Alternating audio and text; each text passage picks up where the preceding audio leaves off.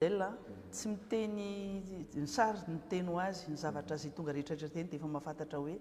tsy naovana commentaire ntsony ny zavatra ohatran'ireny. Mazava ny lalana ary ny zavatra tiana tenena fotsiny hoe naiza naiza ny toerana nale dia ohatran'ireny foana ny zavatra nitranga fa androany hafa noho ny hafa satria dia natao tsotra nefa tsara mafisa-danja ary hitantsika zany a fa olona resy lahatra daholo ireny tonga ireny. Zay hoe nitaterina indray ozy ny sasany. Ka ny sasany mety sady jamba ny marenina no tsy fantatro intsony a mahita zavatra ho tenenina foana moa zany fa itsika ny tenako izay nanatrika teny isika izay nanatrika teny zany dia afaka milaza ny zava-misy teny fa tsy ny zavatra miforonona fa nitsakitro ary olona tsy zazakely ny feny teny tsy olona fidimbola ny tonga teny fa olona resy lahatra ary marobe ireo olona izay tsy nanohana ny candidat 25 tamin'ny premier tour no hitanay marobe teny tonga teny androany izay isaorana daholo a isika rehetra tonga teny tsy hakanavaka. Ny zavatra misy a rehefa vita ny meeting misy naratra ny pomba 25 efa nandeha mody. Tena marina zany, tena marina tokoa zany ary zavatra ohatran'ireny no tena mampalahelo ary matezitra ihany koa kanefa fantatra fa ny candidat 25 hatramin'izay dia olona tsy lindra tsy maherisetra ny andaniny a ohatr'izay le fomba zany hatramin'izay tsy miova mihitsy ny arety moa zany tena antso anteriko tsara mihitsy ny hoe avy any amin'ny candidat no ina moa zany exemple ohatra voalohany ka rehefa ianao no maherisetra ianao no liliandra ianao tia misetrasetra olo ohatran'ireny a dia manaraka anao daholo ny pombanao rehetrarehetra ary ny candidat zany tokony mafy ny olona pomba anazy. Zao zany tsika dia efa mahita hoe tsy niova mihitsy aloha le fomba natao hatramin'ny 2024 fa ny faharoa tsy mafy akory ny olona izay mpanohana anazy. Ny fahatelo a dia fantatritsika ny zavatra tia ny aviana zany fantatritsika le izy ary ny fahaefatra dia resy lahatra nefa ny candidat 25 sy mpanohana anazy hoe ninina zavatra afiantsiana sy zavatra mitranga ohatran'ireny a dia tsy mampiova ny hevitry ny mpanohana sy ny candidat 25 zany. Ny zavatra tiako tenena fotsiny toy aho hoe ny mpitandro filaminana ny seni ianareo tompona andraikitra rehetrarehetra fantatrareo fa misy zavatra nitranga androany nanao faradoboka ny candidat K25 tokony mandray fepetra manaraka an'izay daholo. Maninona tsy maka izay fepetra izay a fantatritsika daholo le toerana hoe zone rouge satria efa nandritry ny herinandro iny nefa nahitantsika fiantsiana marobe eny fa nibe ny tanàn'Antananarivo ary izay veriko fa olona tena anisany nametraka ny teron'ny ray aman-dreny dia olona anisany tsy mba tia setrasetra fa dia nandevitra hatrany a dia nisotasotana sy natao ohatran'ireny tamin'ny fotoana nandalovany tamin'ny faritra sasatsasany teto Antananarivo. Fa hitantsika tamin'iny herinandro iny a toerana maromaro nisy an'ireny fiantsiana sy fandratrana ireny. Androany moa zany sangy mihoatra ny loha le izy a mino fa mandray fepetra ny tompona andraikitra fa indrindrandrindra ny seni androany satria ao anaty lalàna mikasika an'ireny setrasetra sy hoana moa zany hoe zay iavin'ny setrasetra ohatran'ireny misy ny sazy zay miandry an'ireny olona ireny miandry ny seni ampiatra an'izay fotsiny a dia ny tribunal satria abahorinan'izay tsy maintsy misy an'izay lalana tsy maintsy sodiavina zay. Resaka seni maître Ianitra raha pitsy misy an'ilay adihevitra faharoa ny vaovao mivoaka eo a dia hoe tsisy mahazo manatrika ilay adihevitra fa ny candidat ihany ao. Ahoana ny fahitan'ny K25 an'izay? Ny fahitan'ny K25 ireny a dia zao nisy fivoriana izay natao tamin'ny lakamisy ny raha ny solitena ny candidat anankiroa anisany nanatrika ny tenako ary nanatrika ihany koa ny solitena ny numéro 13 efa noresahana tao ary proposition nataony organisateur tsy ny seni no nanohany sosokevitra io fa ny rano niaraka tamin'ny organisateur ny RNM sy ny TVM natao tao napetraka taminay tokoa io safidy hoe na avy na atao à huis clos na misy manatrika ihany dia tapaka tao fa atrehany ny pomba anazy tsirairay avy ny candidat anankiroa zany hoe ny fanapakevitra rehetrarehetra izay noraisina tamin'ny lakamisy a dia ny randrotota nanapaka fa gaga androany hoe misy fanapakevitra hafa izay tsy natrehany K25 ka eto zany dia misarika ny saina hoe izy tia tsy zavatra atao hoe imposena fotsiny na hoe terena fotsiny ny candidat anankiray anaiky ny zavatra tadiavany ny candidat anankiray zavatra ny fanarahana satria débat farany io atao io ny voalohany indrindra dia natao tamin'ny herin'ny lahady efa nisy zavatra be deabe nikianina ary indrindrandrindra fa kina avy amin'ny mpieno rehetra sy ny mpifidy zay ny tatery ray tany fa avy amin'ity amin'ny candidat 25 ihany koa ohatra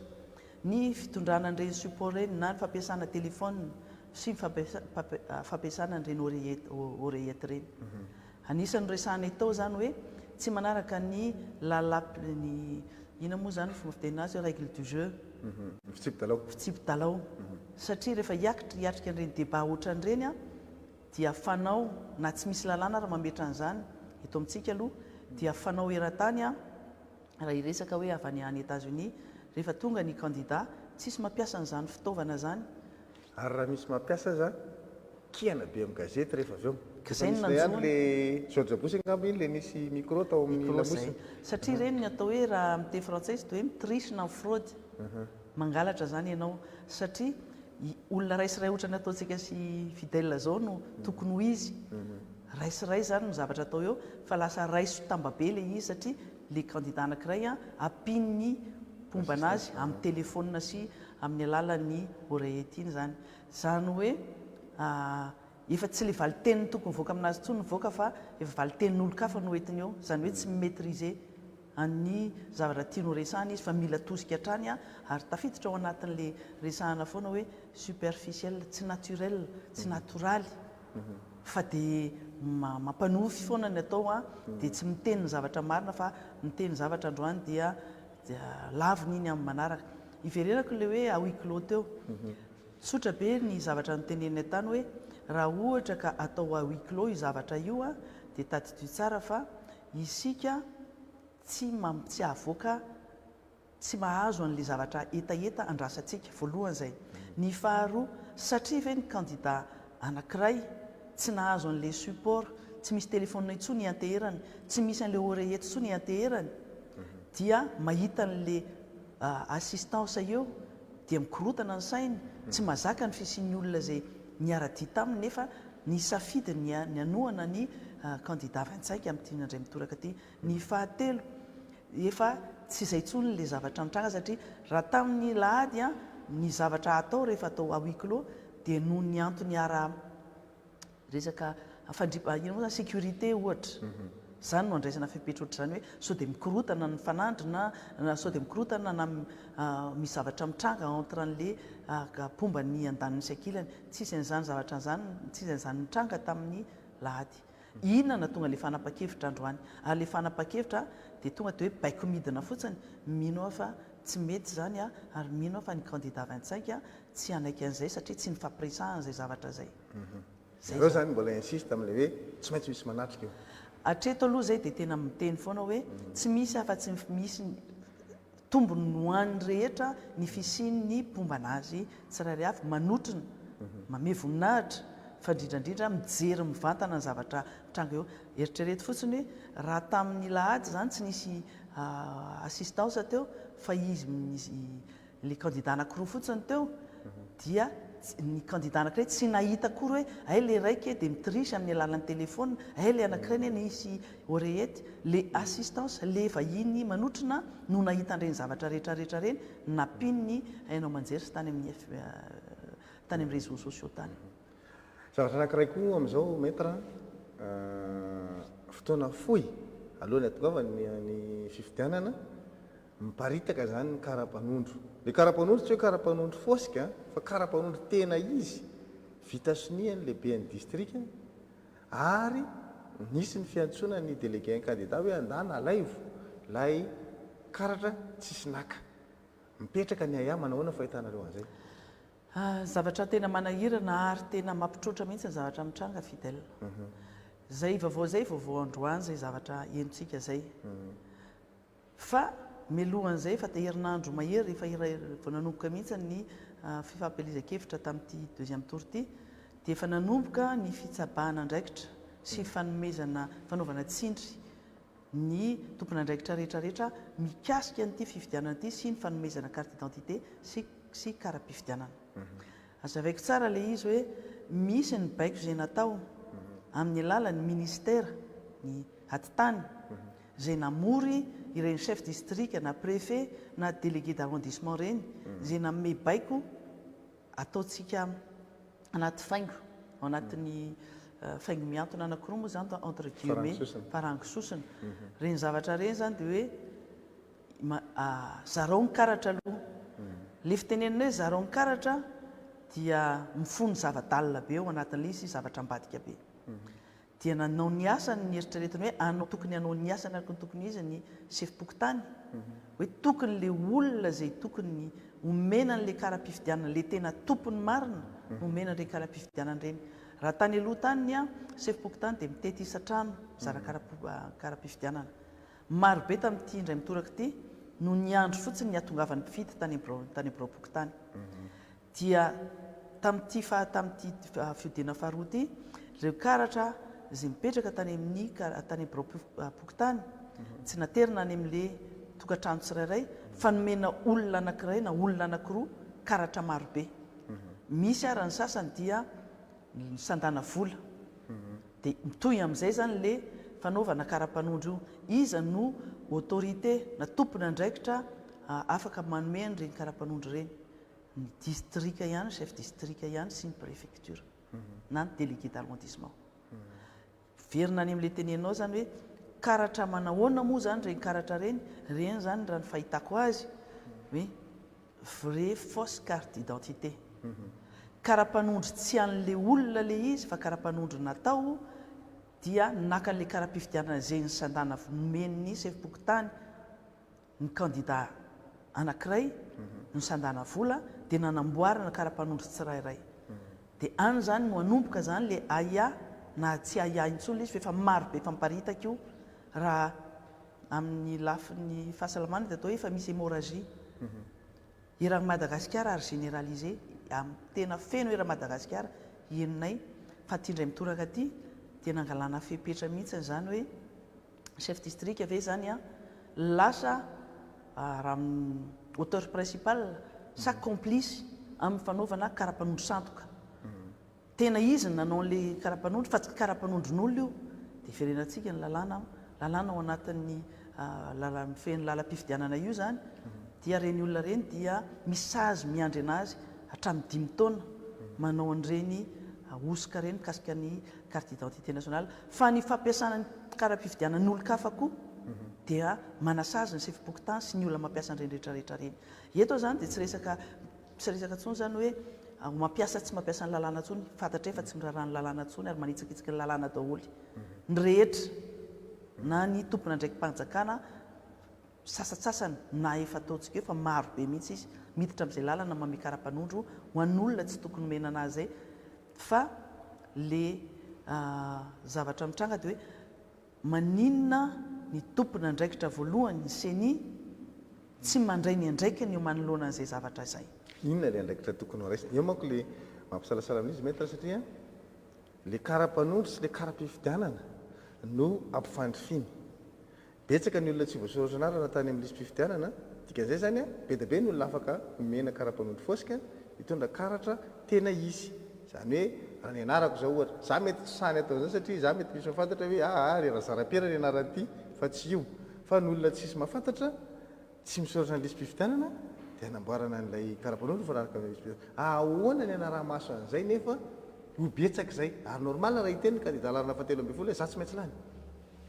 ahoana ny hevitra any zany io za hoe dia efa misy firaisana sy kombakomba avo lenta mihitsy ao anatin'izay ahoana moa zany fantatritsika zany hoe tamin'ny fidinana voalohany a fantatritsika nisany kara-pifidianana tsy nampiasaina miaingy amin'izay tsika dia efa afaka miteny zany hoe ireto kara-pifidianana reto a efa fantatra ny isany isaky ny birao-pifidianana fantatritsika hoe zao ny kara-pifidianana tsy nampiasaina tato amin'ity teo anaty birao-pifidianana ity andraikitra voalohany senia aloha ny mahafantatra an'izay hoe ireto karatra reto a dia tsy nampiasaina tamin'ny premier tour rehefa miteny amin'izay ndray zay hoe andeha indray zao ny deuxième tour zany zao ny ao amin'ny fokotany anankiray dia mahafantatra tsara na ny président ny fokotany na ny membre ny bureau de vote na ny délégué-ny candidat tsirairay dia samy mahafantatra daholo hoe ny kara-pifidianana nalefa nakaiza ary ny tompona andraikitra voalohany amin'io a dia misy ny ratsamangaiky anisany fa misy indrindrandrindra ny autorité administrative amin'ny fokotany ao zany tsika dia afaka manara-maso zany hoe lasaiza marin'ireo kara-pifidiananareo marobe nefa ny vavolombelona izay mitsangana hoe ny kara-pifidianana dia nizaraina tsy nizaraina naterina any amin'ny tompony fa nomenam-bongadiny kandidana ankilany eo amin'izay zany no iverenako amin'izay ozy izy za hoe misy tompona andraikitra marobe zany réseau raha miteny frantsay manao an'le efa mieritreritra n'le fraude massive dia ampilaminyjavatra ve zay sa tsy ampilaminyjavatra zay voalohany indrindra ny faharoa ireo olona reo ve zany mieritreritra fa mipetra-potsiny ohatran'izao ny candidat 25 fatelo izahay efa nakra ny fepetra rehetra ahafahana misoroka tsy hoe misoroka fa mampijanona n'izay zavatra izay amin'izao fotoana zao misy fitoriana efa napetraka eto amin'ny omaly any amin'ny tandro filaminana ary efa misy chef-pokotany maromaro izay tafiditra ao anatin'io réseau io izay torianay amin'izao fotoana zao mino a fa anao ny asa ny mpitandro filaminana ahatratrarana andreo karatra rehetrarehetra nalefa nanamidy tamin'ny candidat ankilany io efa nisy constat ny huissier misy kara-pifidianana marobe izay tratranay tany ampelantanan'olona tany amin'ny chef-pokotany izay tsy tany amin'ny bureau-pokotany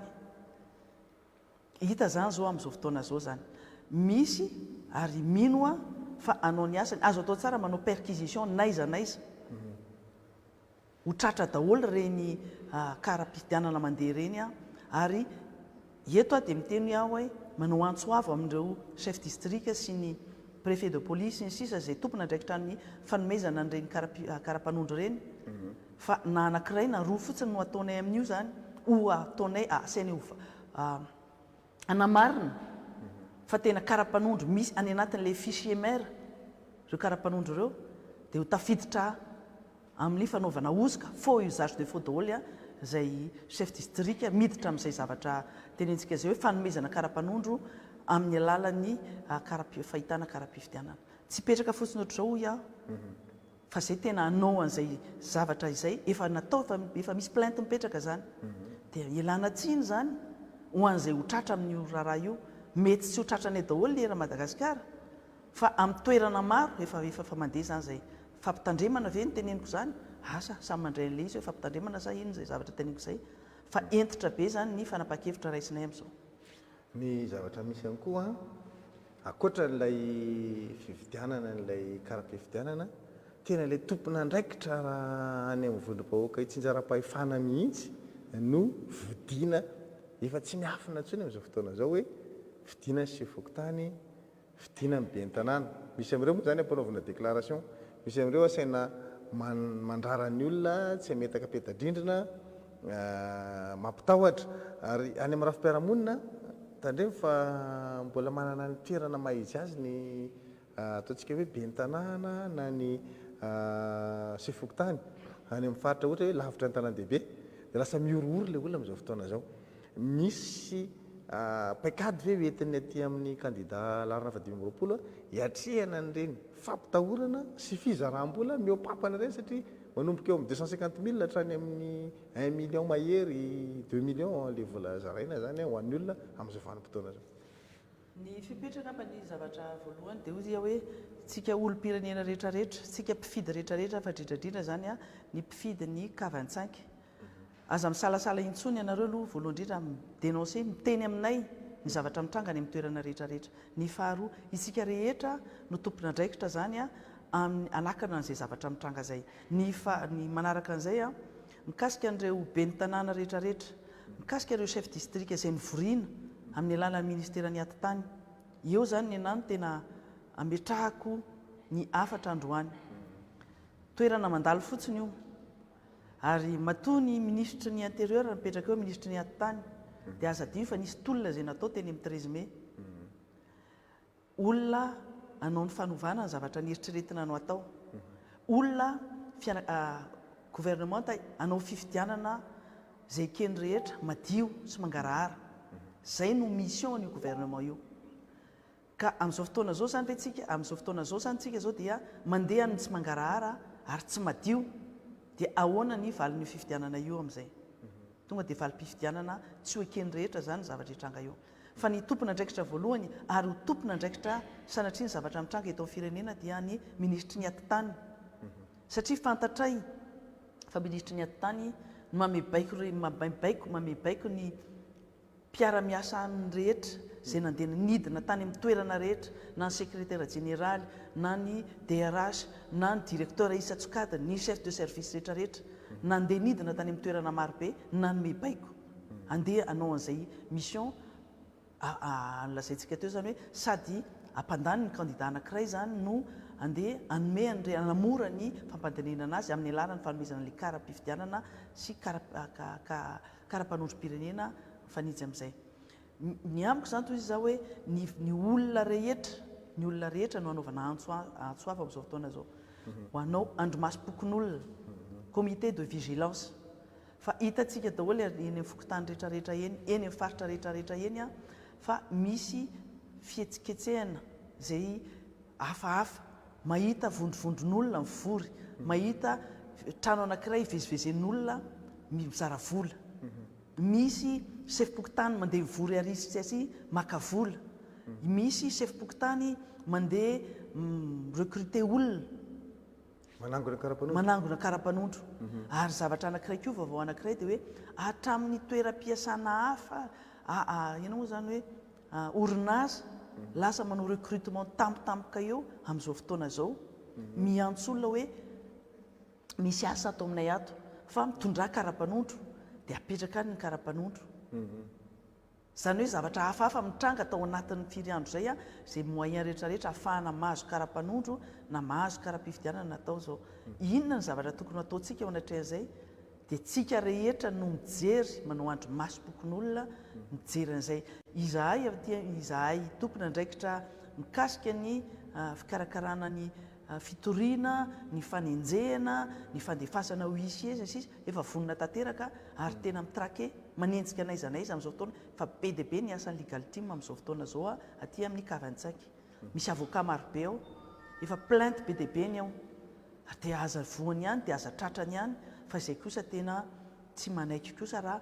amin'ny alatra sanatria ny vava no entina eritreretina fandresena amin'ity fifidianana ity tsy azo ekena mihitsy zany. Zay manko ny fanontaniana nanaraka tsika samy mijery an'le adihevitra tamin'ny lahadieriny. Rehefa mipetraka ilay fanontaniana hoe manaiky ny avoka-pifidianana ve ny candidat 25 nanaiky ary nahitsy ndraiky ray tsy nanaiky mametraka hiavy ianareo hoe ity fifidianana ity dia eafara mikorotana. Raha izao fandeha zao i fidèle tsika rehetrarehetra tsisy maniry korotana fa izao efa misehoseho le endrikendrika zavatra hitranga ao aorianan'ny valim-pifidianana. Zao fiantsiana sy fikasihan-tanana rehetrarehetra zao ny fiteny rehetrarehetra izay mifono herisetra. Ny voalohany candidat anankiray tena mandà mihitsy tena tsy namaly mihitsy na kely ara hoe anaiky ny valim-pifidianana. Fa talohan'io izy raha tadiditsika tamin'ny premier tour eny vao hivoaka ny valim-pifidianana vonjimaika tany amin'ny Seninga dia efa niteny hoe vazatra ady, vazatra miady ary tsy anaiky fa nieritreritra izy fa lany tamin'ny premier tour. Avy eo nefa hitantsika fa lavitra n'le premier tour ny valim-pifidianana. Efa fantatritsika ny ina moa zany fomba tena hoe menace fandrahonana natao amin'ity indray mitoraka aty fantatritsika fa efa mieritreritra zavatra hafa ary mbola mitohy izay satria izy mieritreritra fa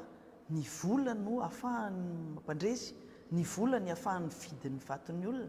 tsy miraran'izay lalàna fatantsara nge hoe ny lalàna mametra tsara fa hoe mividy vaton'olona na ny mividiana na ny mpividy na ny mividiana dia samy voasazy daholo fa indrindrandrindra ho an'le olona tena tompona andraikitra voalohany dia tena hoe privé esorina aminy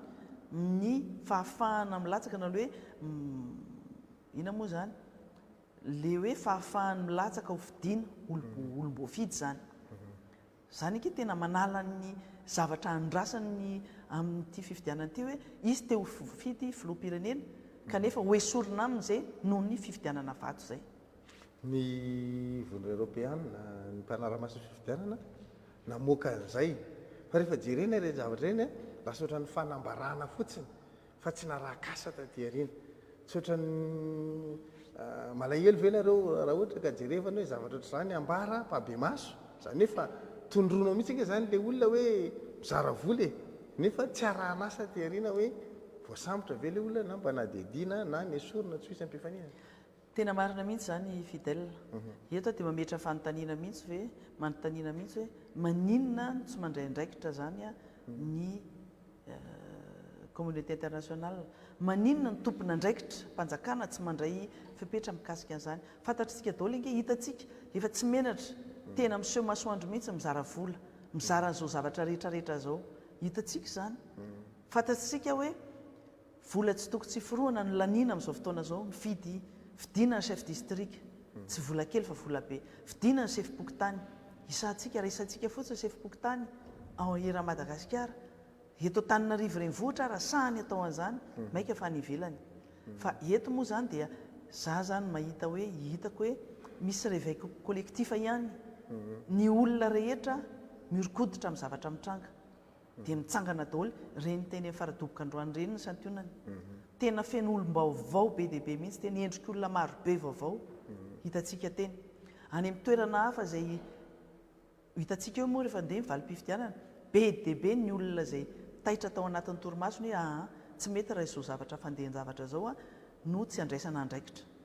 fa le fomba amin'ny ara-dalàna zay tokony ho ataony tompona andraikitra tompona ndraiky mpanjakana tompona ndraiky mpanjakana gouvernement zany tena hoe manao interpellation ny prime ministre sy ny gouvernement manontolo marina fa ao anatin'ny gouvernement misy ankolafo kery samihafa ao anatiny ao fa tokony tsy mijery an'izay izy tsy tokony ho iaho nefa ka zay ny zavatra mitranga fa efa samy manana ny azy ireo olona ireo ary misy raha tena manampy mivantana hita maso hita poky hita pirenena mandray anjara amin'ny fampelezan-kevitra lalàna mandrara an'izany fa ny gouvernement koa tokony manao interpellation ny prime ministre tokony manao interpellation tsy teny afa-tsy ny ministre ny atany zay miseho mivantana mihitsy tsy miafina intsony maka parti ho an'ny candidat anankiray maniraka ary mampiasa ny ina moa zany ny fahefana opelan-tanany fahefana mpanjakana opelan-tanany misy moa zany ny fitaovana moa zany efa hitatsika daholo be dia be ny ampiasaina amin'izao fotoana zao fa zay zavatra zay miantefa any amin'ny communauté internationale zay sarotiny loatra hoe tokony misy stabilité politique eto tokony andeha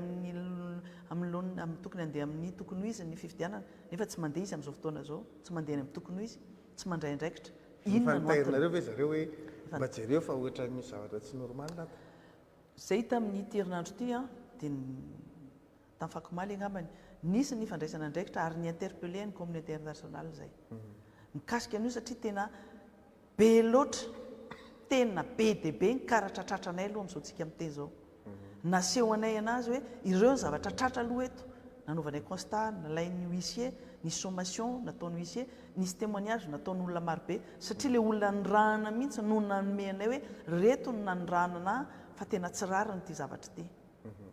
fa mino fa mandray ny andraiky ny communauté internationale zao manara-maso fa atraiza le izy fa tsy akoa mieritreritra hoe fa firy andro zany sisa dia andeha ny fifidianana ho tratra ve zay zay le teniko hoe hémorragie fa ny olona tsiraray lany any lany rehefa hoe dia hoe io ndray ekeo fa io ny lany zay koa manko le fianakaviam-be resem-pirenena matetika le hoe ekeo io ny lany io ngamba ny moramora no miteny an'izany moramora no miteny zany ekeo ny lany tamin'ny 2013 efa hitantsika ny zavatra nitranga fa andray mitoraka aty tsika efa misafidy ny hoe mba élection alternance démocratique ara-dalàna no eritreretintsika ho atao fa amin'izao zany dia zavatra hafa fampiasana vola fifidianana olona fanaovana intimidation fanaovana menace zany rehetrarehetra zany misy daholo maître ianitra raha iverenako kely ny premier tour ny tena niteraka adihevitra teto dia ny fanisana vato samy namoaka pourcentage ny cuise maromaro zany akoatra ny 13 sy ny 25 zay tena io moa sasany efa nanapoaka champagne samy nanao revendication na victoire daholo ny rehetrarehetra hoe nandresy zay nandresy zay amin'ity deuxième tour ty ohatra ny amoana ny eritreretanareo ivoahan'le résultat satria inona nanaovan'olona fanamarena hoe maninona no tsy nivoaka aloha ny Antananarivo tamin'ny premier tour tonga dia mivaly teny ange tsotra be eto Antananarivo hatramin'izay voapaika ny amin'ny 20 alina dia efa tonga daholo ny PV eto Antananarivo renivohitra tanty indray mitoraka aty misy PV efa sabotsy izay vao tonga dia efa mampieritreritra anao zany le izy fantatra zany fa nisy manipulation na résultat tao anatin'izay nisy fampiasa-kery tany amin'ny toerana sasany nisy fifidianana délégué de vote tamin'ny toerana sasany ary hitanay tamin'ny résultat za moa mahafantatra manokana zany hoe ohatra ny boriboritany voalohany dia hitanay fa ny tombo be dia be ny olona mifidy ny mpifidy aloha ny tombo be ary ny tombo koa ny mpifidy fa ny zavatra natao dia hita daholo hoe ao anatin'ny bureau de vote anankiray dia nisy andihana tovolahy ary nitaoko hoe misy arliste tena ohatrany hoe jiolahy mihitsy ny sasany nanao bodongerina sy nanao intimidation nanao menace nanao an'izay fomba rehetra nanakanana ny olona tsy nanantona n'le olona mpanisa vato fa ry zareo ny tonga dia nanao ny anisa vato dia na numéro hafa raha natao dia natao foana ny candidat anankiray voalohany zay ny faharoa ny resaka délégué de vote zay ny fidina ny sasany voavidy vola ihany ny sasany nampirorona dia niala tao fa le fitarazoan'ny fahazahoanan'le PV any valim-pifidianana mihitsy iny ny tonga dia nahitanao anazy hoe nisy zavatra nikitihana tao fa tsy normal mihitsy raha boriboritany voalohany tsy tody amin'ny 12 alina fa misy ny apitso afaka apitso misy hoe efa 3 andro teoriana zay fa tonga lizy ary misy ara tsy tonga mihitsy dia amin'ity indray mitoraka ity zay efa naka fepetra rehetra zany ahafahanay mahazo ny PV alohan'ny amin'ny 12 alina efa mandray fepetra rehetra par rapport amin'ny CENI efa miinterpellé hoe mba moahany CENI le vokatra Antananarivo mialohan'ny fotoana satria lasa miantsory mianoatra tsika neny Antananarivo akaiky volany indray no tsy hitapopoka izay ny teny koa zao misy ny fepetra ny raisinay manomboka any amin'ny bureau de vote ka hatrany amin'ny CENI eo amin'ny CED aloha zany dia efa eo dia efa misy fepetra raisinay eo amin'ny CED eo satria eo no alefa ny scanena ny PV alefa ry amin'ny central any amin'ny CENI national zany eo zany dia efa hitantsika hoe eo anelany eo ary eo zay no tena hoe amafisina mafy ny fiambenana ny vato eo zay mbola tafiditra ao anatin'le andro masom-pokon'olona izay petraka amin'izao fotoana zao etsona ny rehetra mihitsiny fa tsy ekena intsony nohatra ny tamin'ny premier tour tsy ekena intsony efa misaotra an'Andriamanitra zay tafiditra deuxième tour fa zay mahita fa vato be dia be ny maty fotsy maty moa zany fa PV maro ihany koa potika tao anatin'izay dia hiezaka mafy anaoko izay faraheri mihitsy tsy hotody amin'izay intsony inona no fiovana zay ny resaka fizotra fifidianana firesaka candidat tsika inona ny fiovana hitanao ianao zao maître hianitra ataoko hoe miaraka tamin'ny candidat foana ianao amantaonany maro amin'izao fotoana zao zany hoe inona ny hitanao fiovana teo amin'ny candidat larana fa 2020 zay toananao ka mety harisy lahatra ny olona ka hoe ozy ianao hoe nahatonga n'le olona vaovao fampatsahivaka fotsiny nataoko tamin'ny 7 mbola tsy tima tsinitsinina tena avocat tsotra fotsiny fa avocat resy lahatra ary tsy nanaiky ny zavatra nitranga tamin'ny 7 dia nitsangana dia lasa avocat engagé politiquement tamin'izany fotoana zany nalalako ny Flora Valomanana raha ny filazany rehetra talohan'izany dia hoe izy tena manana autorité ary manana charisme zay lazain'ny olona fa mpanao didy jadona rehefa tena nyfandray sy mifanerasera tamin'ny Flora Valomanana ka 25 dia ny zavatra nytenen'ny olona tany aloha rehetrarehetra tany hoe izy ohatran'izao sy ohatran'izao fa gaga ho zao hoe nandritry ny fotoana lavabe satria lavabe ny reny Maputo Addis Abeba sy na 4 taona iny zavatra iny teo foana herintaona amin'ny 4 volana hatramin'ny 2010-2011 nijery ihany hoe aiza ary dia zavatra tenen'ny olona ty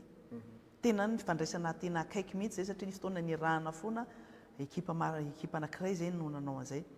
mijery an'le izy hoe aiza ary io zavatra tadavina lazain'ny olona io foana fa tsy hitako teny le izy tateoriana dia zavatra tsikaro dia zao le nytenenina hoe izy tena manao mametraka manana fermeté hientitra amin'ny zavatra ataony tena misy iny le nytenenina hoe tsy mihain'olona teo any nahita hoe niovy président Ravalomanana fa raha miresaka ianao raha misy zavatra rehetrarehetra ataonao aminazy a dia tena mihaino izy ary manaraka zavatra teneninao rehefa hita fa tena hoe tokony izay ny ataony izay indray raha no nazo lesona hoe tsy ny mahasoa tsy mahafinaritra ny ataonareo fa ny mahasoa izy indraindray entony fo ianao satria ianao tsy mpanao politika tamin'izany fotoana zany fa entony fo hoe tsy mety zany fa zao zao tena mihaino izy fa amin'ny fotoana tsy ampozinao izy a no manatanteraka n'le zavatra nieritreretinao zay voalohany ny faharoa ny zavatra hita hoe tena niova tena hoe niova izy hoe tena mihaino ny olona manantona tena manantona ary tsy tena misy fanetretena be zany ao anatiny tena hoe manantona izy le niteraka n'le zavatra niteraka zay zavatra zay ny zavatra nitranga tamin'ny sivy sy roa arivo maka lesona ny zavatra nitranga tany aloha tany izy ary ranotanany izy tena ampatsorana ny nanontaniana azy ngamba mety hoe olona hafa mety tsy nasana nametraka fanontaniana fa anisany nametraka le fanontaniana ny tenako dia hoe fantatro président ve ny erreur nataon'ny président tamin'ny fotoana nitondrana tany va teny tena nanaitra ana le izy ary tena nanohy anato izy tena fantatro ny tsy nety tsy ho averiko intsony zay fotsiny nataony nisy tsy nety raha nisy zavatra tsy nety tany aloha tany izy tsy amerinareo tena nahazo lesona ary tena mihaino ny olona zay no zavatra teneny voalohany ny fahatelo a dia ny resaka fomba fifampitondrana aminy zany a rehefa ekipa anankiray ianao dia resaka fifampitondrana zany aminazy a dia resaka misy fanakalozan-kevitra fa tsy hoe tonga hoe zao manao tonga dia zao ny atao dia zao dia zao dia zao mbola mifanakalo hevitra mbola manontany izy mety ve zany sao dia tsy mety zany zavatra ohatran'izany nefa tany aloha tany ianao dia hoe tsy azo fanakalozan-kevitra mihitsiny izy tsy azo atao an'izao mihitsy izy eritreritiny ihany no ataony fa tena hitako amin'izao fotoana zao 2009 ka hatramintsika 2018 zao sy fotoana fa be dia be ny zavatra hitako niova be dia be amin'ny lafiny dans le sens positif amin'ny lafiny ny tsara zany le zavatra nitranga hoe ao ny taona zany a dia mematotra kokoa zay aloha voalohany ary le famatorana zay a dia hitako hoe tombony anankiray ho anazy fa izy tsy mandray fanapa-kevitra maimaika taloha izy tena hoe impulsif tenin'ny rehetrarehetra zany hoe impulsif be izy taloha fa zao izy a rehefa misy fanapa-kevitra raisiny a dia tena hitako hoe mandinika tena mandinika mihitsiny ary azonao ifampiresahana izy ny zavatra ho zao hoe sy fotoana zay a ny famatorana ao anatin'izay fa nitraikefa azony zay zany aloha dia tsy hanana n'le candidat anankiray mihitsiny zay sy fotoana nazahoany expérience politique lasa tena inona ny fiteny anazy tena tsy hitako tsy mahita n'le fomba fiteny anazy tena mahateny anazy amin'ny teny gasy a fa hoe lasa mur politiquement président Ravalomanana zay zavatra zay a tsy hananan'le anankiray mihitsy na hiteninina na hiteninina tsika ny fandraisany olona rehetrarehetra zay nieritreretiny hoe izy ony dia rancunier fa mandiso be an'ny fiteny rehetrarehetra tany aloha zany a tsy mametraka alahelo amin'izy amin'izy olona nanongana anazy tamin'ny sivy sy roa arivo tena nieritreretina hoe tena fahavalony tamin'ny sivy sy roa arivo izaho indray ara no mahazo lesona aminazy hoe amin'ny politika dia tsy misy figé zany tsy misy ennemi éternel zany fa ny namanao maly mety tsy namanao ntsony rapitso fa ny comportementnao ihany koa dia mametra n'izay zavatra zay a hiatsara kokoa dia hitakeo a misokatra amin'ny rehetra izy ary rehefa mahita hoe miresaka amin'ireo olona rehetrarehetra reo a ohatrany hoe tsy nisy zavatra nitranga tany aloha tany tena ohatrany hoe tantara efa mivalina ny tany aloha tany dia izay zavatra zay tena hiderako anazy mihitsy hoe vitsy ny olona vita an'izay zavatra ataony zay tena vitsy eo amin'ny ahian'ny olona manko dia zay foana rehefa miresaka za zao za niaraka taminy a tany avatona zaka nanao fampirizakevitra dia niaraka taminy fa apetraka ny olona dia hoe niova ve io olona io azo lantoka ve io olona io fa tsy raha pitso raha afaka pitso dia anao an'le fatao indray zay antoka zay ve azonao omenany olona zay mijery atsika amin'izao ariva zao hoe niova io olona io.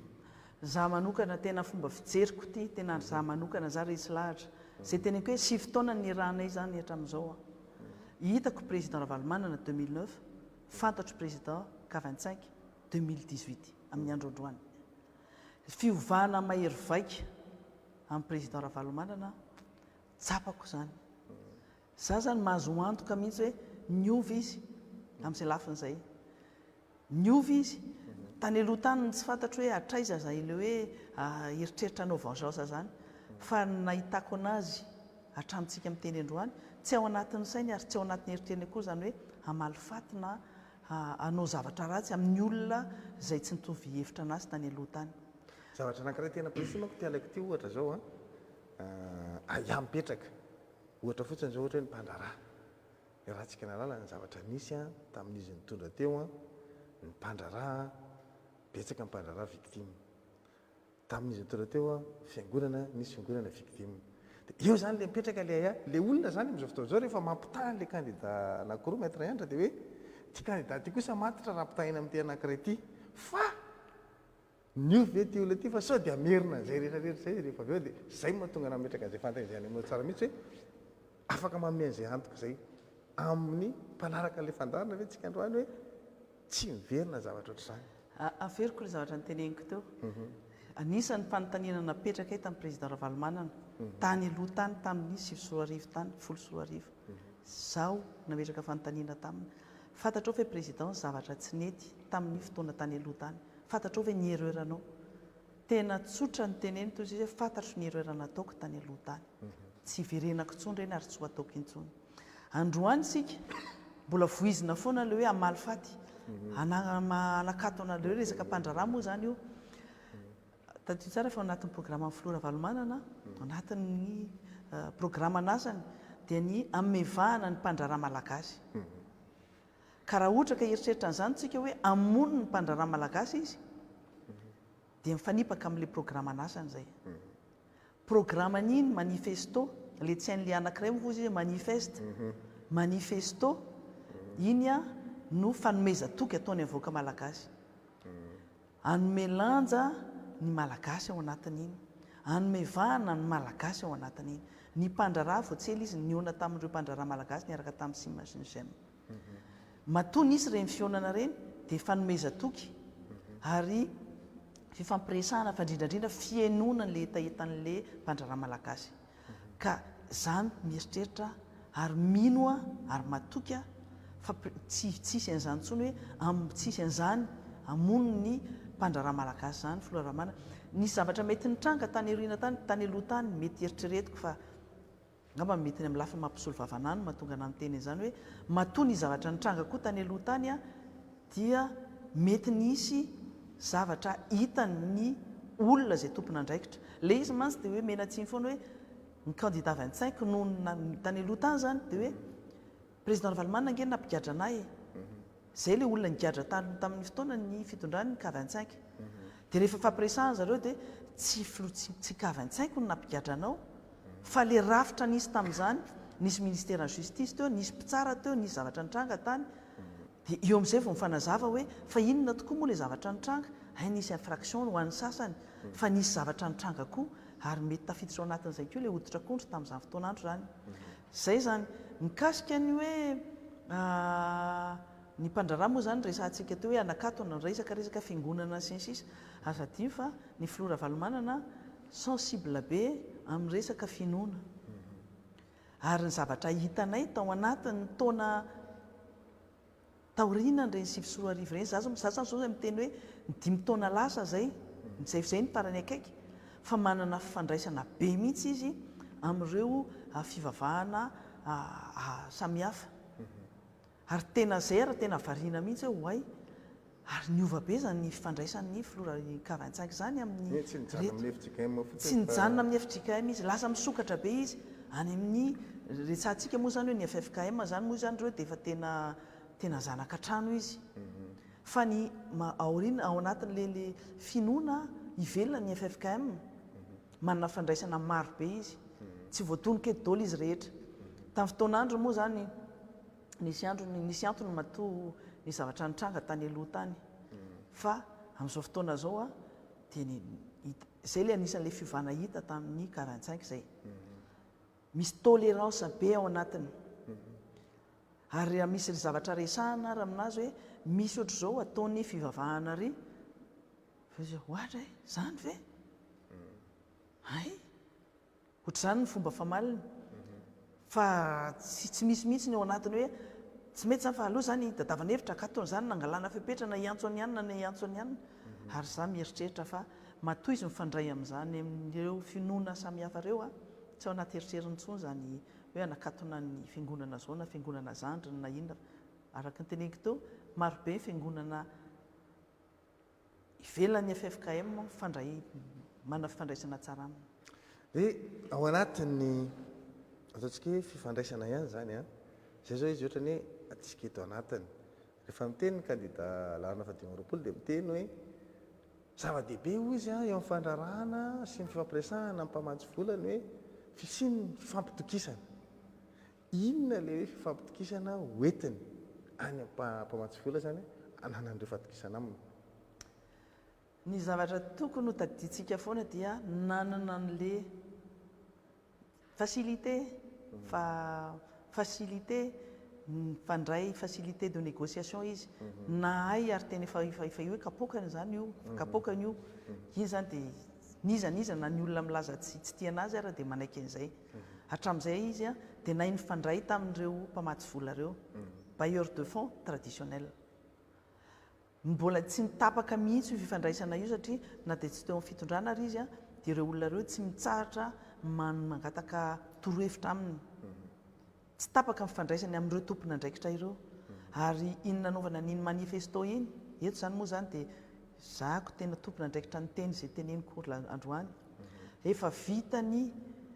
efa resy lahatra daholo ny mpamatsy vola amin'iny re zavatra atao programa anasany ao anatin'ny manifesto iny efa vita ny négociation satria misy n'le fifampatokisana eo aminazy sy ny mpamatsy vola izy zany mahay mandresy lahatra fa indrindrandrindra ny azy tsotra be ny programa anasany tsy mampanofo mitsangana tsy mampanantena volana fa ny anazy tonga dia pragmatika dia nizay alohany namoany ny manifesto iny a dia efa nakatoky izy efa vita ny fampirarana dia izay izy voasanamoaka n'ireny hoe mikasika ny fandriampalemana mikasika ny hoe mena sakafo daholo ny malagasy ary izy mbola masahana samy teny amin'izao hoe ao anatin'ny zato andro atongavany eo amin'ny fitondrana dia tonga dia hita fiovantsika satria zay le antoka misy mifatokisanyireo mpamatsy vola iraisam-pirenena azy fa le fifandraisany ihany koa amin'ireo olona ireo a manamora n'izay fanatanterahana ny asa zay ho ataon'izay eo amin'ilay fifandraisan-dahatra tsindriny zay hoe manaiky mihitsy izy izy mpamatsy vola fa le décentralisation effective no vahaolana ho amin'ny fampandrosoana eto Madagasikara amin'ny endriny ohatry ahoana ny naovana ny décentralisation ny zavatra nisy aloha gaga ihany moa fa tsy dia niteneny ilay izy tao amin'ny débat hoe izy angeny nametraka n'le faritra roapolo mbola misy endriny hafa ave akoatran'io efa napetran'io any amin'le fitsinjaram-pahefanantena izy satria mety tsy hanana fotoana lava izy tao anatin'ny débat nanazavana an'izay ka ahatonga an'izay hoe tena iomana le décentralisation effective satria ny any amin'ny fatriny hoe maniry an'izany fa matetika mivangongo aty-tara-dehibe foana fa matsimboka tena marina dia marina zay président Ravalomanana no nanao ny décentralisation effective iny fametrahana ny 22 régions tsy nanam-potoana izy nametrahana ny rafitra rehetrarehetra tamin'ny satria nisorona teo amin'ny fitondrana fa ny zavatra tsy tokony adintsika dia ny filazany ary ny fametrahana an'iny ao anatin'ny les conventions zay nisoniavana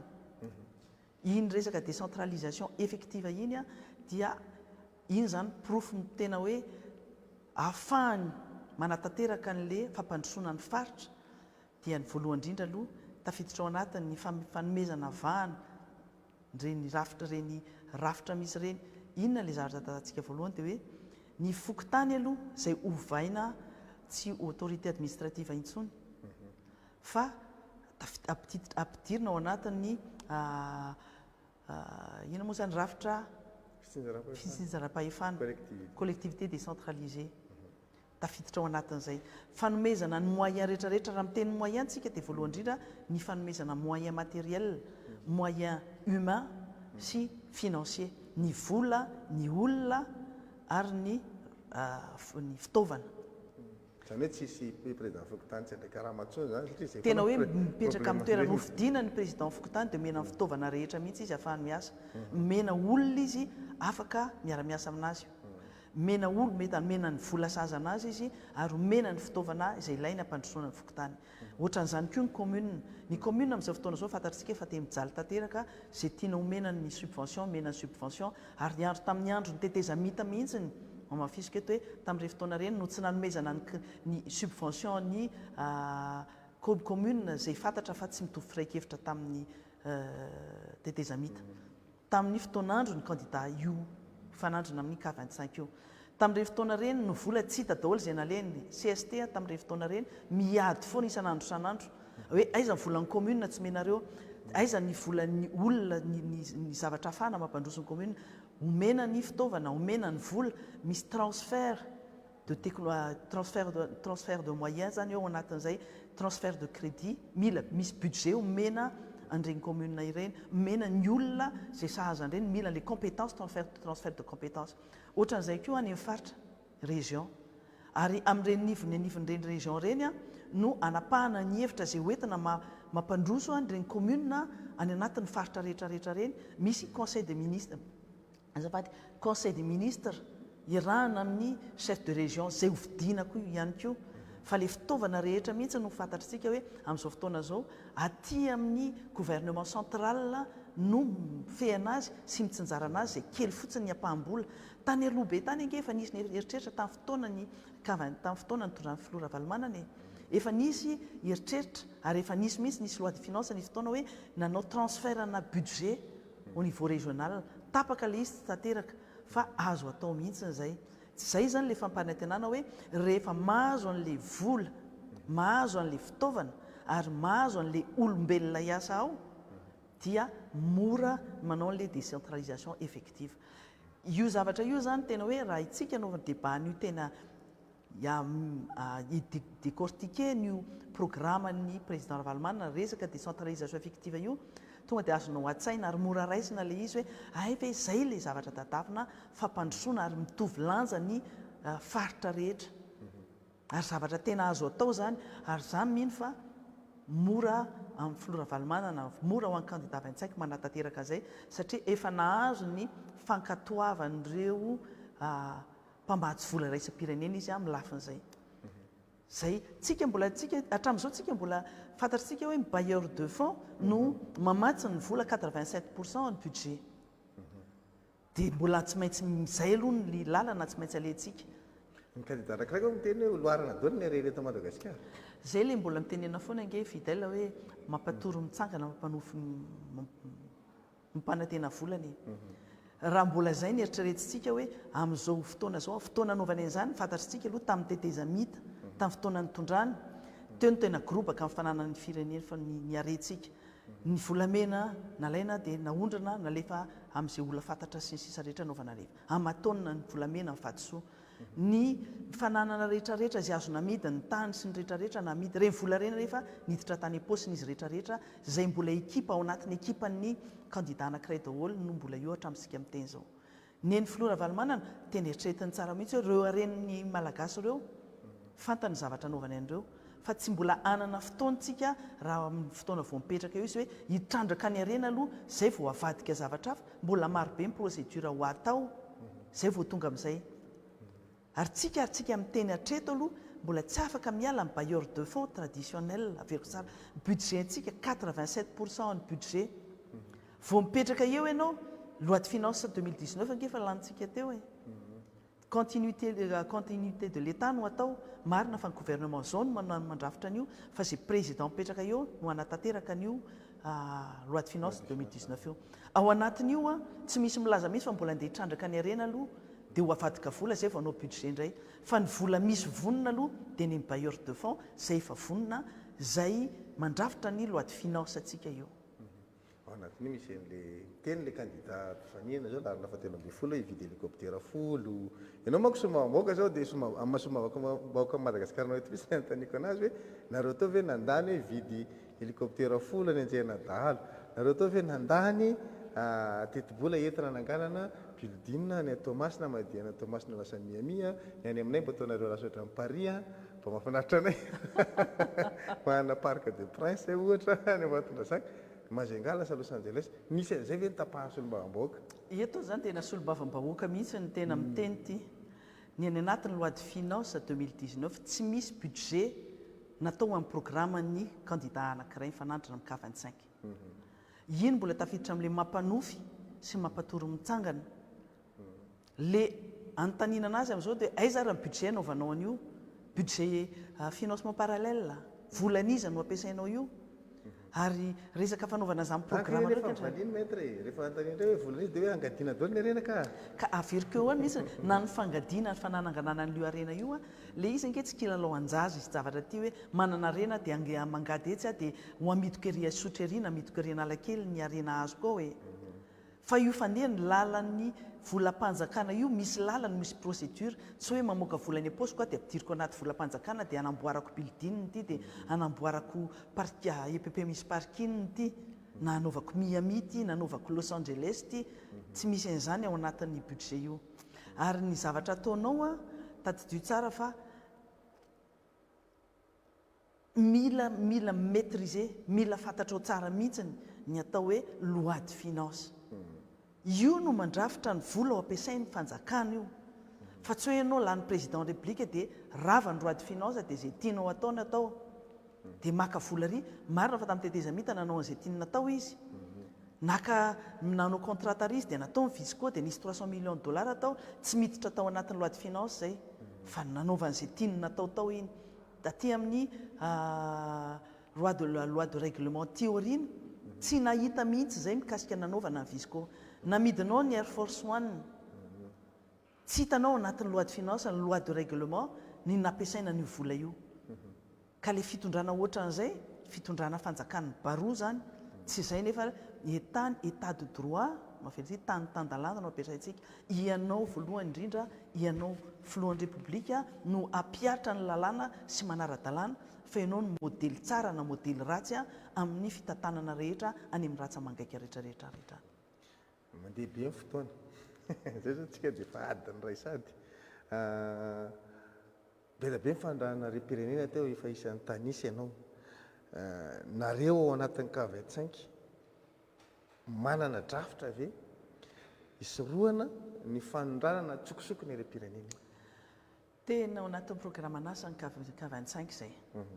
ary izy anisan'ny tena nametraka mihitsy hoe Madagasikara aloha ho an'ny malagasy aloha Madagasikara ao anatin'ny programme anasa niaro ny harem-pirenena rehetra na ambanin'ny tany na ambanin'ny ranomasina fanapa-kevitra ngeza be zay ho raisiny tsy miandry hoe anaova loi de finance nanao inona ny fanapahana ny zavatra tsy ara-drariny rehetra sy ny trafika rehetra zay misy eto amin'ny firenena marina fa mampitahotra n'ireo olona mpanao afery zany zavatra rehetrarehetra zany kanefa zay no mahafotsiny ny harem-pirenentsika ary zay no nahazatra teo amin'ny fitondrana tamin'ny tetezamity zay voalohany tafiditra anatin'ny harem-pirenena voalohany fanapa-kevitra ho raisy ny filora valomanina voalohany indrindra dia ny fanafoanana ny fanondranana ny omby any ivelany tsy lana puce zay fa tsy hoe ny fanomezana puce ny fanasiana puce ny omby tsy zany no mamaika ary ty zavatra tsetsatsetatsy aritra ke tamin'ny fotoanandro ny président Valomana na filoham-pirenena nisy programme anasa zay nataony nanao le ranch ina moa zany fiompiana omby lehibe tany Atsimitany Valanomby tany Atsimitany zay nentina nanao hoe nalain'ny filora Valomana hono ny omby rehetrarehetra nisy programme anasa tsara be tany nefa ho fiarovana ny ina moa zany ny ampitomboana isa ny omby tamin'iny faritra atsimo iny tamin'izany fotoana zany izy nieritreritra hoe ahoana no amaro ary ampitombo isa ny omby amin'ny alalan'ny programme anasa nataony tamin'izany fotoana zany efa nisy fotoana izy nieritreritra hoe misy tany ivelany tany hoe misy ny fanaovana pusinomby sy ny sisa fa irréalisable le izy tsy nety dia nalaina tahaka le izy tamin'ity fotoana ity zany hoe anisa pusy anisy ombiny pusy zay tsy zany intsony ny zavatra mamaika fa ny zavatra mamaika aloha dia ny sosialy ny vahoaka aloha zao ny filora valomana dia ny mamaika anazy dia hoe mampitombo taranaka ny omby farany aingana rehefa nanao andrana izy tao amin'ny toerana misy anazy ao anatin'ny 12 volana dia efa afaka mampitombo omby indroa avoeny ny isan'ny omby ny ponina zany amin'ity indray mitoraka aty a ny zavatra mitranga dia hoe ny zavatra atao a dia zavatra réaliste fa tsy mampanofy tsy zany no mamaika fa ny président Ravalomana ny fiarovana ny rem-pirenena ny fiarovana n'ireo ala reo voajanahary ny fiarovana nireo parcs nationaux rehetrarehetra reo tamin'ny fotoan'andro ninge efa nisy engagement nataony tany Durban ampitombo ny abean'ny tany volena azo fa miaro ihany koa izy ny arena tsy hotrandrahana ny any ambanin'ny tany ka manimba n'ireny toerana arovana reny ny arem-pirenena ho arovany tanteraka ny resaka volamena fantantsara ny situation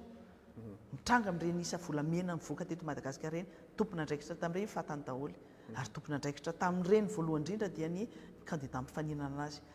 reny hitantsika daholo zao hoe vaka ny fitrandrahana safira tary ary nisy resaka reo tany lakaka tany mbola tafiditra tao anatin'ny olona marobe izay mampiorohoro ny vahoaka sy ny mpanao gazety anisan'ny namanareo Marcel Iselo Fernand Iselo tafiditra satria nisy tao anatin'ireny fangalana ny tany satria nisy vatosoa tao anatin'ireny fantatry ny filora valomanana daholy a na dia tsy miteny ary izy hoe zao ny zavatra mitranga ary fa ny anazy ny fatany fotsiny dia hoe arovany Madagasikara malagasy ho an'ny Madagasikara ho an'ny malagasy aloha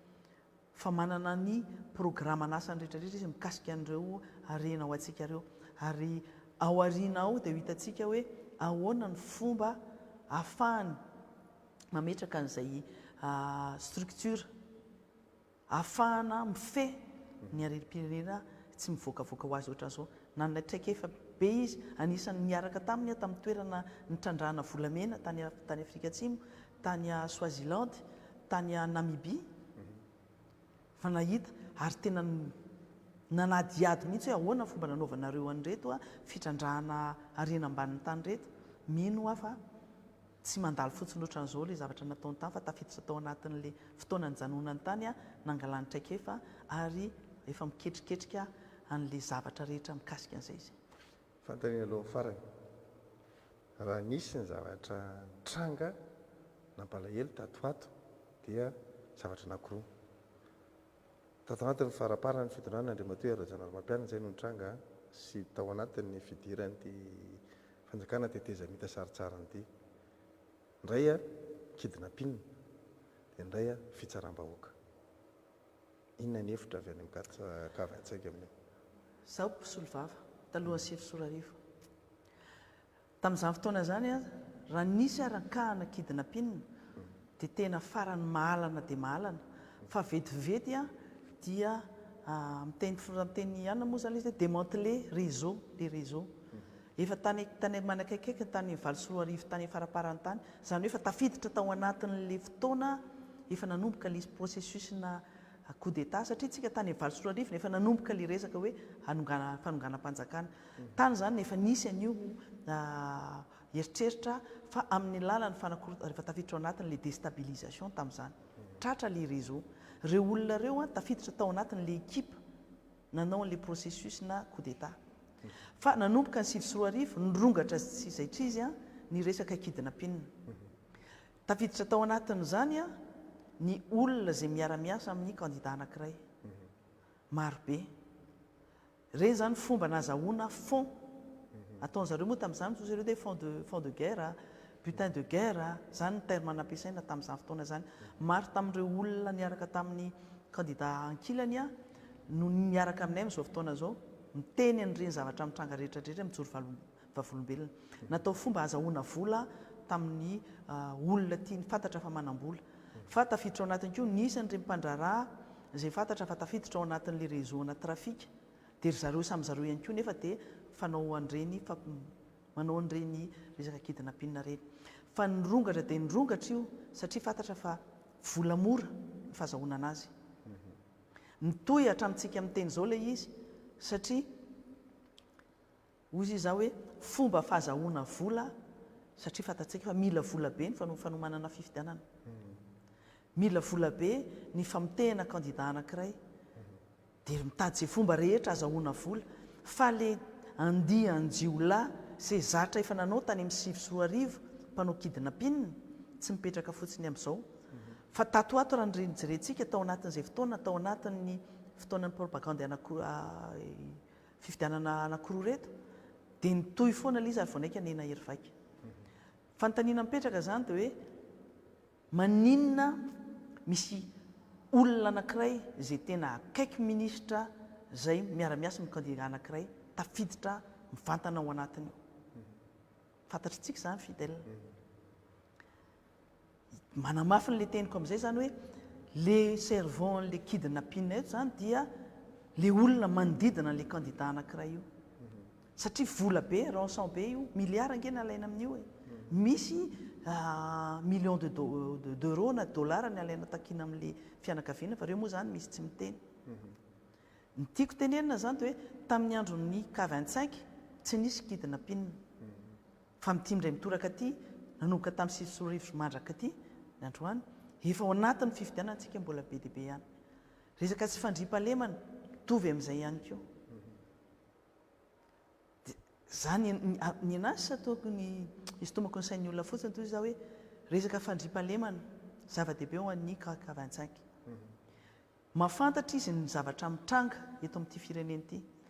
Fantany ny zavatra miatra ny any amin'ny olona rehetra, any tokantranony olona, any ambanivohitra rehetrarehetra any. Manana programanasany izy hamerenana ny fandriam-pahalemana eto Madagasikara. Ireo olona manao kidina pinina sy ny rehetrarehetra ireo misy bénédiction, misy fanomezan-tsodrano avy amin'ny olona anankiray ireo matory eo mandeha hoditra izao.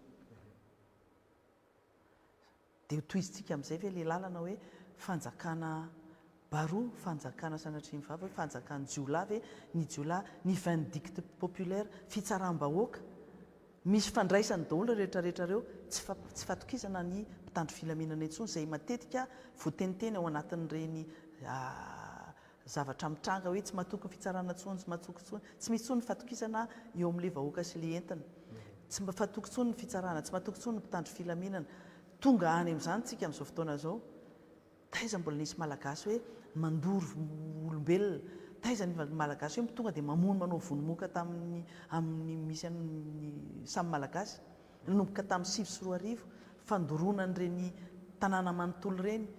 Misy tao anatin'izay hoe dorana ny tanàna fa misy vatosoa, misy arena ao ambanin'ny tany eo dia tiana omena vahiny ny tany. Fa misy ihany koa hoe manelingelina reto olona reto fa misy olona mafy loha ato dia lazaina fa dahalo daholo ny tanàna. Dia mahazo tsodrano ny mpitandro filaminana manao an'izay. Misy olona rehefa voatoa misy tondromolotra fotsiny, vao misy zavatra tondromolotra fotsiny dia efa tonga ny fitsaram-bahoaka. Zany rehetrarehetra zany nitranga zany nanomboka tamin'ny 2024 zany. Tsy manana autorité intsony ny fanjakana, tsy manana intsony fatokisana intsony ny mpitondra intsony ny vahoaka. Mila olona manana autorité.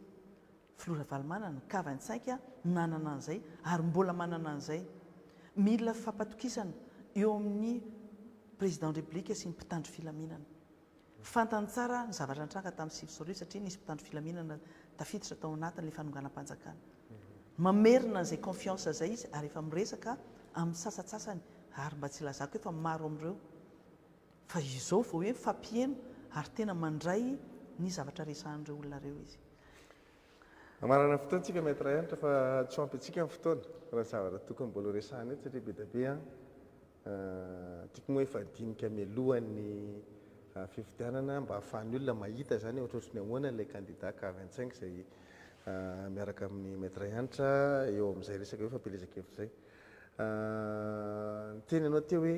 ny ekipan'ny laharana fahatelo ambin'ny folo dia mbola ilay ekipan'ilay tena hoe isan'ny nanaratsy endrika tany amin'ny teteza mita mbola reo daholo ihany ny ao androany. Ny ekipan'ny K25 ve niova? Ny ekipan'ny K25 raha ohatra ka jerentsika nanomboka tamin'ny 2024 ka hatreto amintsika amin'ny teny izao marobe mba tsy tenenako hoe mbola ao daholo izay rehetra. Misy ny ekipa tamin'ny talohany efa nandeha tany amin'ny lalakafa tany izy talohan'izay niverina ambala daholo amin'izao fotoana zao. Niova ve ozy ianao sa tsy niova? Azo atao hoe niatsara ny ekipa ny K25 ary nahita tsara tsika fa ny olona izay niaraka tamin'ny K25 hatramin'izay izay santionana izay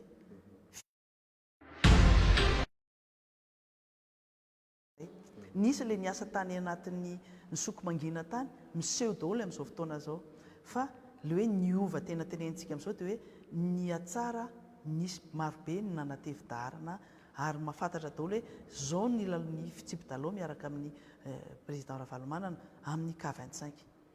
dia samy matsapa daholo ary za miteny hoe matoa tonga ireo olona ireo matoa tonga manohana anazy nisy tamin'ireo olona ireo tsy niaraka tamin'ny mihitsy hatramin'izay misy tena olona tena hoe neverina fa tena hoe fahavalony mihitsy ny K25 tonga fa noho ny fampiresaka teo amin'izay fa hoe ay ve mohatra zany izy ity fa dia le ny mpanisira marobe ny mpanaratsy marobe fa rehefa miresaka aminazy ianao dia tsy asiana olana zany fa namany lasy zany compatible be nareo sy le olona tonga taty-ariana tsy teo aloha sao dia ay tonga reto dia ho voilikiliky izay dia tsy mety aminay reto. Hatreto aloha za tsy naheno hoe nisy hoe matsiaro an'izany hoe voilikilika sy ohatran'izany. Mety hoe ngambany hoe ny zavatra mety nitranga dia hoe mety tsy tafaresaka mivantana ny sasany tsy nahita ny K25 fa niezaka izy niresaka tamin'ireo mivantana daholo ary ireo tonga rehetrarehetra ireo misy tsy niresaka tamin'ny akory, misy niresaka taminay, mety misy koa niresaka telefônina kanefa izy raha ny tonga teo ireo olona ireo dia tsy nisy condition hoe nametraka hoe azo tiany ianao dia zao ny condition anay dia izay vao mandeha fa nafantarako ny olona rehetra izay tonga rehetra hoe tsy nametraka fepetra daholo tonga tena hoe amin'nampony hoe tena resaka firenena ity izay ny deal ozy izy resaka firenena ity dia andaontsika hiaraka mandroso an'ity firenena ity satria ametraka le décentralisation effective anao ny réconciliation nationale anao le refondation reny rehetrarehetra reny le programme nandrasan'ny olona rehetra nisy programme ny Tobokla Zafy Albert izay ny tena nandresy lahatra ny olona marobe kanefa tamin'izay fotoana reny nieritreretina foana hoe zany Flora Valomanana zany dia tsy mieritreritra an'izany Flora Valomanana zany tsy mieritreritra an'izany fampihavana-pirenena tena zava-dehibe mihitsy zany zavatra fampihavana-pirenena président Ravalomanana zany profo fotsiny ho iaho hoe nisy olona tena nanenjika anazy tena hoe tena tsy eritreretintsika amin'ny andro androany hoe lasa iray feo mitovy hevitra ary